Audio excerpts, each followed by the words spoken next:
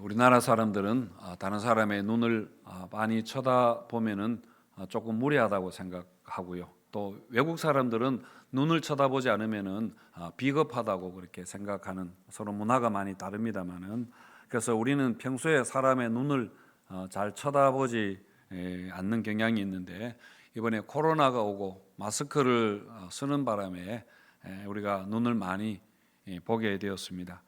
저는 그 눈을 보면서 우리 교회 성도님들 눈이 참 아름답다, 그런 생각을 했습니다. 눈이 아름답다 하면은 얼굴은 예쁘지 않다는 말이냐 이렇게 또 하는 사람들이 있는데, 그런 것이 아니라 평소에 우리가 그렇게 자세하게 눈을 쳐다보지 않았기 때문인 것 같습니다. 나태주 시인이 자세히 보아야 예쁘다, 오래 보아야 사랑스럽다, 그렇게 했듯이 우리가 평소에 관심을 많이 가지지 못해서 그 사람이 얼마나 아름다운 사람인가, 얼마나 귀한 사람인가 하는 진가를 잘 알지 못하는 게 많이 있습니다. 그런 점에서 우리 교회 성도님들이 얼마나 아름다운가, 얼마나 선한가 하는 것입니다. 아부성 발언이면서 또 사실입니다. 이처럼 사람의 신체 기관 모두가 다 중요하지만은 그 중에서 눈이 중요한 것은 두말할 필요가 없습니다. 예수님도 눈은 마음의 등불이라 그렇게 하면서 내 눈이 성하면 내 온몸이 밝을 것이다, 그렇게 하셨습니다. 아름다운 눈, 좋은 눈을 가진 사람은 정말 복된 사람이죠. 자, 그렇다면 어떤 눈이 복된 눈인가 하는 것을 오늘 팔복의 5번째, 6번째 가지고 우리가 한번 보겠습니다. 자, 먼저 남을 긍휼히 여기는 눈, 복된 눈입니다. 우리 7절 같이 한번 다시 읽겠습니다. 시작. 긍휼히 여기는 자는 복이 있나니 그들이 긍휼히 여김을 받을 것이며, 긍휼히 여기는 자가 긍휼히 여김을 받는 복을 받는다 하셨습니다. 긍휼이라는 것은 다른 사람을 보는 그런 주님의 마음, 그게 긍휼입니다.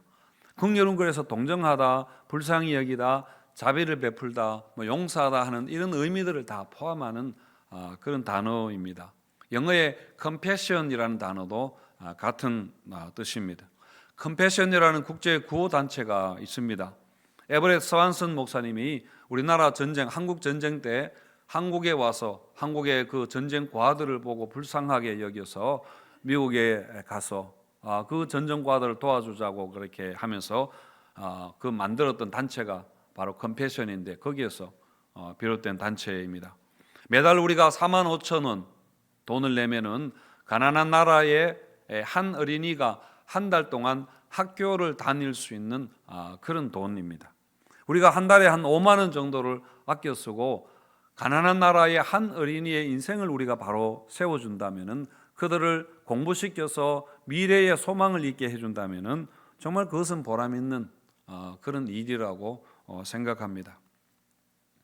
하나님은 긍휼이 많으신 하나님입니다. 자비와 긍휼이 풍성하신 하나님이라고 했는데, 하나님이 우리를 구원해 주시고 우리를 도와주시는 것도 하나님이 우리를 긍휼히 여기시기 때문입니다. 에베소서 2장 4절과 5절에 보시면은 긍휼이 풍성하신 하나님이 우리를 사랑하신 그 큰 사랑으로 인해서 허물로 죽은 우리를 살리셨다, 그리스도와 함께 살리셨다, 그렇게 하셨습니다. 우리가 구원받고 하나님의 은혜와 복을 누리는 것이 하나님이 우리를 긍휼히 여기셨기 때문에, 불쌍하게 여기셨기 때문에 그런데요. 그래서 우리가 그 은혜 받은 사람으로서, 우리가 하나님을 믿는 사람으로서 남들에게 긍휼을 베푸는 것이 여러분 당연한 일입니다. 지금 우리가 바이블 타임 신명기를 읽고 있을 텐데요, 신명기 말씀에 보더라도 하나님이 그 하나님의 백성들에게 가난한 사람들을 돌아보라고 하는 말씀이 얼마나 여러분 자주 나옵니까? 고아와 과부를 돌아보고 그들을 억울하게 하지 말라, 그들을 압제하지 말라고 하는 말씀이 수도 없이 많이 나옵니다. 약자들을 괴롭히면은 하나님이 가만히 두지 않겠다, 그렇게 하셨습니다. 시편 68편 5절에서도 그의 거룩한 처소에 계신 하나님은 고아의 아버지이시고 과부의 재판장이시다, 그렇게 말씀을 했는데요. 그래서 신명기에 나오는 말씀들이 아마 어젠가 오늘 본문에 추수하다가 곡식단을 하나 빼먹고 가져오지 않았으면은 그것을 잊어버렸다고 다시 가서 그것을 가져오지 말라고 합니다. 그냥 두어서 나그네와 과부와 그런 과들이 먹고 살도록 하라고 그렇게 하셨습니다. 그리고 또 과일을 추수할 때도 모조리 깨끗하게 따지 말고 일부러 여기저기에 남겨두어서 가난한 자들, 나그네들이 그것을 먹도록 하라고 그렇게 하나님이 말씀하시고 배려하셨습니다. 지난주에 최종훈 목사님 설교에서도 외국인과 나그네들을 이렇게 환대하라 하는 것도 같은 말씀이죠. 이렇게 우리가 긍휼을 베풀어야 되는 것은 여러분 그래야 사실은 우리가 또한 긍휼을 받을 수 있기 때문이기도 합니다. 이런 시가 있는데요. 독일의 그 한 목사님이 쓰신 시인데 나치가 공산주의자들을 덮칠 때에 나는 침묵했다. 나는 공산주의자가 아니었기에. 그들의 노동조합원들 덮칠 때 나는 침묵했다. 나는 노동조합원이 아니었으니까. 그들이 유대인들에게 왔을 때 나는 아무 말도 하지 않았다. 나는 유대인이 아니었기에. 그리고 그들이 내게 왔을 때 아무도 내 편을 들어주는 사람이 없었다 하는 것입니다. 내가 누군가를 도와주지 않으면, 내가 누군가를 긍휼히 여겨주지 않으면 내가 어려울 때에 아무도 나를 도와주지 않는다는 그런 이야기입니다. 이건 여러분 상식적으로도 우리가 수긍이 가는 그런 원리이지만은 그런데 특별히 예수님께서 이 말씀을 하셨기 때문에 이것은 진리이고 이것은 하나님 나라의 법칙인 것입니다. 누가복음 6장 38절에서 예수님 말씀이 주라 그리하면 하나님께서 너희에게 줄 것이니 곧 후히되어 누르고 흔들어서 넘치도록 너희에게 주시리라. 하나님이 주는 것을 얼마나 기뻐하시는가에 대한 강조의 말씀이 나오고 있습니다. 그래서 주는 자가 받는 자보다 복이 있다 그렇게 하셨습니다. 예를 들어서 우리가 컨페션에 후원해서 가난한 나라 아이들 공부시켜주고 그리고 그들에게 먹을 것을 주면은 하나님이 우리 자녀들을 공부시켜 주실 것입니다. 그리고 우리 자녀들이 어려운 일을 당할 때에 누군가를 통해서 하나님이 그 자녀들을 여러분 도와주신다고 저는 그렇게 믿습니다. 그래서 우리가 남에게 베푸는 것, 남에게 주는 것에 대해서 너무 인색하거나 너무 막 계산하거나 그렇게 주저하거나 망설이지 마시고 그냥 하나님께 투자하는 거라고 생각하시고 마음껏 도와야 할 사람들에게 도움을 주시면 좋겠습니다. 여러분 긍휼히 여긴다는 것은 궁핍한 자를 불쌍히 여기는 그 마음만을 이야기하는 것이 아니라 여긴다 하는 것은 실제적으로 도와주는 것을 이야기합니다. 성경에 좋은 예가 나오는데요. 누가복음 10장에 나오는 선한 사마리아인의 비유가 그렇습니다. 선한 사마리아인의 비유 우리가 아는 말씀인데 어떤 한 유대인이 예루살렘에서 여리고로 내려가다가 강도를 만났습니다. 여러 명의 강도들이 그 사람을 죽도록 패고는 돈을 빼앗고는 그 사람을 숲속에다가 버리고 갔습니다. 그런데 그 길을 누가 지나가게 됩니까? 제사장이 지나갑니다. 그리고 그 다음에 레위인이 지나가게 되죠. 여러분 제사장과 레위인은 요즘 말로 하면은 목사나 교회 리더들입니다. 종교인들입니다. 그러니까 이 강도 만난 사람을 가장 잘 도와줄 수 있는 사람들입니다. 그런데 이 사람은 어떻게 했나요?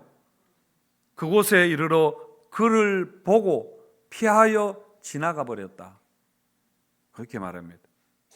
그런데 그 다음에 누가 지나가나요? 사마리아 사람이 그 길을 지나가게 됩니다. 아시다시피 사마리아 사람들은 유대인과는 원수지간 아닙니까? 서로 사이가 좋지 않은데 그래서 생각할 때에 이 사람, 이 유대인 이제 제대로 죽었구나 그렇게 생각할 텐데 예상과는 정반대로 이 사마리아 사람은 강도 만난 사람에게 다가가서 그 사람을 치료해주고 여관에 데려다가 치료해주고 모든 치료비를 다 지불해 주었습니다. 예수님이 이 비유를 말씀하시고 제자들에게 이 중에 누가 강도 만난 자의 이웃이 되겠느냐 누가 강도 만난 자의 이웃이 되었느냐? 라고 그렇게 물었을 때 제자들이 긍휼을 베푼 자입니다. 자비를 베푼 자입니다. 그렇게 대답하니까 예수님이 그러면은 너도 가서 이와 같이 행하라. 너도 이와 같이 행하라. 그렇게 하셨습니다. 여러분, 이 비유에서 제사장과 레위인도 그 강도 만나서 죽어가는 사람을 보고는 불쌍하게 여겼을 것입니다. 인간이라면은 당연히 그런 마음이 들었겠죠. 그런데 문제가 행동하지 않았습니다. 속으로 아무리 그런 마음 가져도 아무 소용이 없습니다. 물론 그럴 만한 이유와 사정도 있었겠죠. 무서웠거나 너무 바빴거나 아니면 시체를 만지면 부정하다는 율법 규정 때문에 그렇게 하지 못하고 지나갔을 수도 있습니다. 그렇지만은 이유를 불문하고 죽어가는 사람의 생명을 구하지 않는 것은 그것은 여러분 범죄입니다. 그것은 율법을 어기는 일입니다. 사실은. 그러니까 여러분 우리가 주위에 도와주어야 할 사람이 있는데 불쌍한 사람들을 도와주지 않는 것은 그게 죄라는 이야기입니다. 부작위의 죄, 우리가 무엇을 행동하지 않아서 하는 그 죄에 해당하는 것입니다. 그래서 우리가 얼마든지 이렇게 지나갈 수 있는 사마리아 그 제사장 레위인과 같이 지나갈 수 있는 거죠. 프린스턴 신학교에서 실제로 이걸 가지고 실험을 했다고 하는데요. 휴먼 비헤이비어라는 그 잡지에 이 발표된 내용입니다. 프린스턴 신학교 학생들 40명을 대상으로 실험을 했는데 20명의 학생들에게는 어떤 저 마을에 있는 사람들에게 찾아가서 직업 결정에 대한 주제로 사람들을 인터뷰해오라. 그렇게 하는 숙제를 내주었습니다. 과제를 주었습니다. 그리고 또 다른 20명의 학생들에게는 이 사람들은 나가기 전 과제를 하러 나가기 전에 먼저 선한 사마리아인의 비유에 대한 그 이야기를 영화를 보여줬는지 어쨌는지 간에 아주 감동 있게 들려주었습니다. 그러면서 너희들이 가서 이 이야기를 다른 사람들에게 해주면서 그 사람들의 반응을 적어오라. 반응을 이렇게 조사해오라 하는 과제를 주었습니다. 그리고는 어떻게 했는가 하면 이 학생들이 이제 가는 그 요소에 그 가게나 이런 사람들에게 아주 도움을 요청하는 고통을 하면서 도움을 요청하는 그 사람들을 이렇게 배치를 했습니다. 연출을 그렇게 한 것이죠. 자, 그런데 실험의 결과가 어떻게 되었는가 하면은 60%의 사람들이 자기 지금 과제가 너무 급해서 도와달라는 사람들을 그냥 지나쳤다는 그런 결과였습니다. 그런데 더 놀라운 게 뭐냐면은 선한 사마리아인의 이야기를 듣고 과제를 하러 갔던 사람들도 똑같이 60% 정도가 그냥 지나가더라 하는 이야기입니다. 여러분, 이 실험에서 우리가 그냥 액면 그대로 당장 알 수 있는 게 뭐냐면은 선한 사마리아인의 이야기를 듣고 그 이야기에 감동을 받았던 자들도 자기에게 급한 문제가 생기니까 제사장과 레위인과 똑같이 행동하더라 하는 것입니다. 여러분, 우리가 다른 사람에게 긍휼히 여기지 못하는 여러 가지 이유가 있겠지만은 관심이 나에게 집중될수록 우리가 남들을 보는 여유가 여러분 없게 되는 것 아닙니까? 우리가 그래서 남들과 이야기할 때도 보면은 그 사람의 이야기를 들어주려고 하기보다는 내 이야기를 하려고, 내가 아는 것을 이야기하려고 하는 경우가 굉장히 많습니다. 그래서 정말 그 사람이 마음속에 있는 이야기를 알지 못하는, 그래서 공감을 잘 하지 못하는 그런 수가 많은 것이죠. 여러분, 부모와 자식 간에도 마찬가지입니다. 부모가 먹고 사는 것에 바빠서 사실은 자식을 사랑한다고 하면서도 자식이 무슨 생각을 하는지, 자식이 방황하고 학교에 가서 아이들에게 괴롭힘을 당하고 이런 것들을 잘 눈치채지 못할 수가 있습니다. 충분히 관심만 가지면 눈치를 챌 수 있는데 너무 정신없이 그렇게 살아가는 것이죠. 부부간에도 마찬가지입니다. 남편이 아니면 아내가 정말 강도 만난 자와 같이 피를 흘리고 괴로워하고 아픔 힘들어하고 외로워하고 그렇게 하는데 그거를 바로 옆에 있는 그 배우자가 모르는 것입니다. 그저 밥 안 해준다고 불평하고 원망하고 미워하고, 그래서 이혼하느니 마느니 자꾸 이렇게 이런 이야기만 하는 거죠. 여러분, 우리 가정과 우리 사회 또 내 삶이 천국이 되는 것은 여러분 바로 긍휼의 마음이 있을 때입니다. 긍휼의 눈물이 있을 때에 정말 그것이 오아시스와 같이 우리의 삶을 이렇게 풍요롭게 하는 것인 줄을 여러분 믿으시기 바랍니다. 선한 사마리아인의 비유를 예수님이 말씀하실 때에 그 바로 앞에서 무슨 이야기를 하고 이야기를 하셨는가 하면은 누가복음 10장 23절에서 예수님 하신 말씀이 너희가 보는 것을 보는 눈이 복이 있다. 너희가 지금 보고 있는 것을 보는 그 눈이 복이 있다 라고 하셨는데요, 너희가 보는 것은 뭐냐면은 예수님을 이야기하는 것입니다. 제자들이 지금 예수님에게 이야기를 듣고 있잖아요. 예수님을 보고 있잖아요. 그러니까 예수님을 쳐다보는 너희들이 눈이 복이 있다, 그렇게 하셨습니다. 그러니까 여러분, 예수님을 보는 자들에게 선한 사마리아인과 같은 그런 긍휼의 마음이 열리게 된다는 이야기입니다. 예수님 앞에 나올 때에 우리가 예수 안에 있는 하나님의 은혜가 우리에게 임할 때에 우리 마음에 긍휼의 마음, 긍휼의 행동이 일어나게 된다는 것이죠. 그래서 우리가 긍휼히 여길 줄 아는 눈은 바로 예수님을 바라보는 그 눈입니다. 예수 안에 있는 자들에게, 예수 앞에 나온 자들에게 이런 복이 있다는 그런 선언입니다. 성도 여러분, 우리가 예수님을 보고 우리 안에 예수 그리스도로 채워질 때에 예수 그리스도의 은혜로 채워지는, 그래서 우리가 긍휼히 여기고 또 긍휼히 여김을 받는 그런 복이 있게 되시기를 축원드립니다. 자, 그리고 여섯 번째 복은 하나님을 보는 그 복입니다. 우리 8절 말씀도 같이 한번 읽겠습니다. 시작.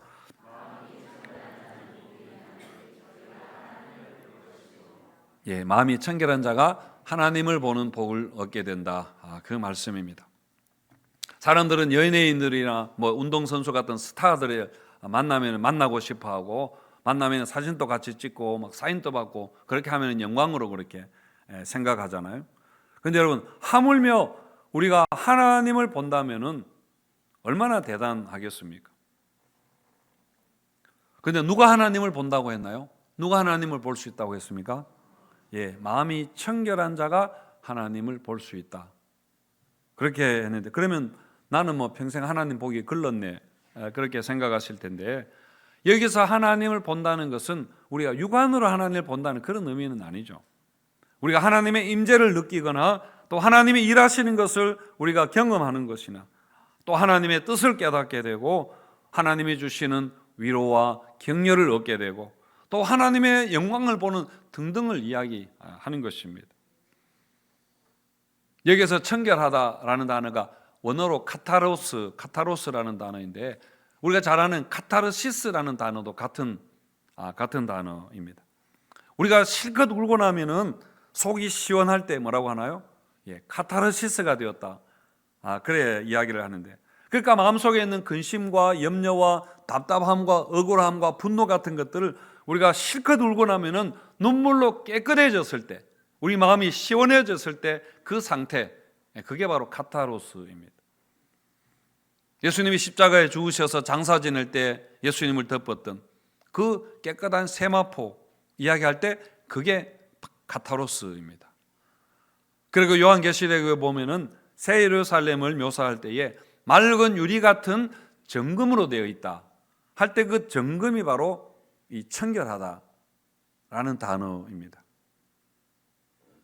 이처럼 우리 청결하다라는 단어는 불순물이 섞이지 않는 순전한 상태를 이야기하는데, 이걸 사람에게 적용하면은 어떤 의미인가 하면은 두 마음을 품지 않는 것, 두 마음을 품지 않는 것을 마음이 청결하다, 그렇게 말합니다.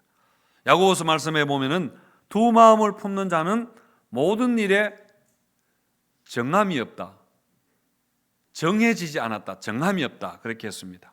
그러니까 두 마음이라는 것은 우리가 흔히 이야기하듯이 더블 마인드라, 그런 이야기입니다. 예를 들면 청년들이 이성교제하면서 이 여자를 만나면서 또 다른 여자를 몰래 그렇게 만나면서 두 사람을 이렇게 양다리 걸치고 만나는 것, 그래서 한 사람에게 마음을 정하지 못하는 것, 마음이 왔다 갔다 하는 것을 두 마음을 품는다, 그렇게 이야기합니다. 여러분, 이게 우리 신앙의 문제에 있어서는 마음이 청결하지 못한 걸 이야기합니다. 이스라엘 백성들이 그렇게 했습니다. 이스라엘 백성들은 하나님을 믿으면서 또 가서 바알과 같은 우상을 그렇게 섬겼습니다. 하나님이 이걸 제일 싫어하셨습니다. 하나님은 참되고 유일한 하나님이시기 때문에 그런 거죠. 그래서 야고보 말씀에서 이렇게 두 마음을 품는 자는 무엇이든지 주께 얻을 것으로 생각하지 마라. 주께 얻기를 생각하지 말라. 그렇게 하셨습니다. 하나님을 전적으로 믿지 않으면서 자기 욕심을 따라서 이것 달라 저것 달라 할 때 하나님이 막 주시는 그런 하나님이 아니다는 이야기입니다. 우리가 믿음이 약하더라도 전적으로 하나님만 믿는 자들에게 하나님이 반드시 응답하시는 거죠.